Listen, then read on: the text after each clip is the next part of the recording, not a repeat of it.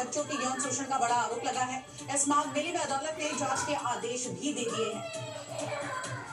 क्या अभिमुक्तेश्वरानंद गिरफ्तार होंगे? माघ मेले में हुए विवाद के बाद नाराज चल रहे ज्योतिष पीठ के शंकराचार्य स्वामी अभिमुक्तेश्वरानंद सुर्खियों से हट ही नहीं रहे। सिस्टम को टारगेट कर रहे स्वामी के सामने अब उसी सिस्टम का कानून खड़ा है। उन पर यौन शोषण के बेहद गंभीर आरोप लगे हैं। प्रयागराज की विशेष पॉक्सो कोर्ट ने एफआईआर दर्ज करके जांच के आदेश दिए हैं। आदेश शाकुंभरी पीठाधीश्वर आशुतोष ब्रह्मचारी की कोर्ट में अर्जी पर आया है। कोर्ट ने न्याय दिया है और नाबालिग बच्चों को न्याय मिला है, जिनके साथ कुकर्म हुआ है, जिनके साथ लैंगिक अपराध अभिमुक्तेश्वरानंद और मुकुंदानंद दोनों ने किया है, उनके खिलाफ एफआईआर दर्ज करने के आदेश हुआ है। अर्जी में स्वामी अभिमुक्तेश्वरानंद और उनके शिष्य मुकुंदानंद गिरी पर नाबालिग बच्चों के साथ यौन शोषण के आरोप है। कहा गया कि आरोप लगाने वाले दो नाबालिगों के बयान 13 फरवरी को अदालत में वीडियोग्राफी के साथ दर्ज किए गए। आशुतोष ब्रह्मचारी ने कहा कि उन्होंने घटनाओं से संबंधित सीडी भी अदालत को सौंप दी है। पूरा मामला इसी माघ मेले के दौरान का बताया जा रहा है। और इसी मामले से जुड़ी एक बड़ी खबर आपको बता दें, केस दर्ज करने के आदेश पर भड़क गए हैं अभिमुक्तेश्वरानंद। आरोप लगाने वाले हिस्ट्री शीटर है। उन्होंने कहा है, न्यायपालिका पर मुझे पूरा भरोसा है और जांच के लिए मैं तैयार हूं।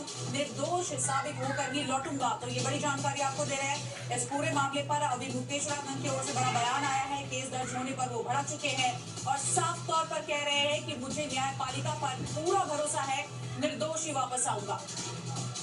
ये ब्रह्मास्त्र का जवाब जो है, ब्रह्मास्त्र अपने आप फेल हो जाएगा। हमको इसमें जवाब देने की जरूरत नहीं है। क्यों? क्योंकि झूठा केस बना करके, ये झूठी कहानी बनाकर कोई आता है तो उसको कहानी बनाने में ठीक है, कहानी बना देगा।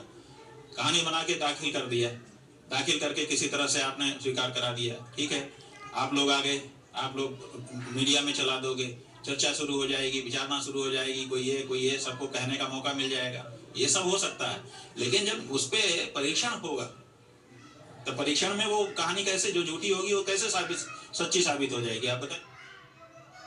उत्तर प्रदेश के मुख्यमंत्री योगी आदित्यनाथ न सिर्फ प्रदेश का विकास कर रहे हैं बल्कि देश की शान को भी बढ़ा है। अब योगी के उत्तर प्रदेश में ऐसे चीजों का उत्पादन लगातार हो रहा है जो कि न सिर्फ दुश्मनों के यहाँ छक्के छुड़ाएगा बल्कि रोजगार के अब नए अवसर भी लगातार खुल रहा है।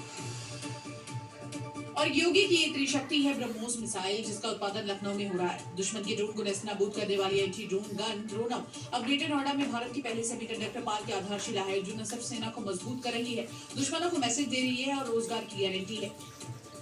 क्योंकि ग्रेटर नोएडा में आज भारत की पहली सेमीकंडक्टर यूनिट की आधारशिला रखी गई। पीएम मोदी वर्चुअली कार्यक्रम में जुड़े। 4000 करोड़ की लागत से लगने वाली इस यूनिट से 3000 से ज्यादा लोगों को रोजगार मिलेगा। ये जेवर न केवल उत्तर प्रदेश का बल्कि भारत का भी जेवर बनकर के उभर रहा है। और अब से कुछ घंटों के बाद योगी यूपी के विकास के लिए जापान सिंगापुर से इन्वेस्टमेंट लाने वाले हैं। सीएम वहां की टेक्नोलॉजी को जानकर यूपी में उसी आधार पर विकास की नई परिभाषा को गढ़ेंगे। सीएम योगी आदित्यनाथ रविवार को सिंगापुर के दौरे पर जाएंगे और उसके बाद वो जापान भी जाने वाले हैं, जहां उनके आगमन की भव्य तैयारी चल रही है। सीएम योगी जिस मंदिर में जाएंगे वहां लोगों में जबरदस्त उत्साह नजर आ रहा है। वहीं जापान में मंदिरों को सजा दिया गया है। ये मंदिर का मुख्य द्वार है, जो अभी हमारा आज के समय में यही हमारा मुख्य भवन जो दरबार है, जो श्री राम दरबार है, और भी हमारे देवी और देवतागण जो विराजमान है यहाँ पे। तो ये हमारा मंदिर का मुख्य द्वार और स्थान। हिंदू समुदाय की तरफ से यहाँ साल 2024 में मंदिर का निर्माण किया गया।